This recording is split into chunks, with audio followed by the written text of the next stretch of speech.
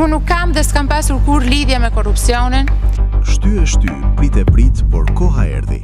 Ramës i ka mbetur vetëm një javë afat për të vendosur përfundimisht se çfarë do të bëjë me Belinda Ballukun, zëvendësen e tij dhe njeriu më të besuar politikisht, që i kishte lënë në duart kasafortën që mban gjysmën e buxhetit të Shqipërisë.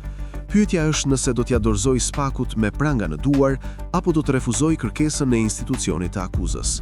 Deri tani kryeministri ka dhënë shenja se Belën nuk e ka hedhur, ndryshe nga bashkëpunëtorët e tjerë që i flaku pa e kthyer kokën pas. Ai e shkarkoi nga detyra i detyruar, pasi ishte në fuqi vendimi i pezullimit, por la sërish njerëz të besuar të saj në qeveri që tashmë mbajnë poste ministrore në infrastrukturë dhe mbrojtje. Megjithatë, pafundësisht nuk mund të fitoj kohë. Rama ndodhet mes dy zjarresh, presionit të Ballukut dhe presionit ndërkombëtar e të opozitës për lëshimin e saj.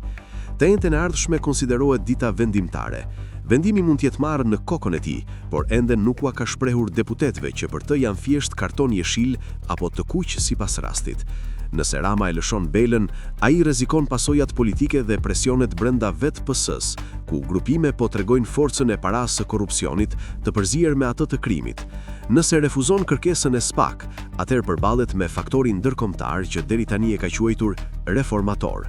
Rama duhet të zgjedhë njërën rrugë dhe vështirë të dalë pa pasoja.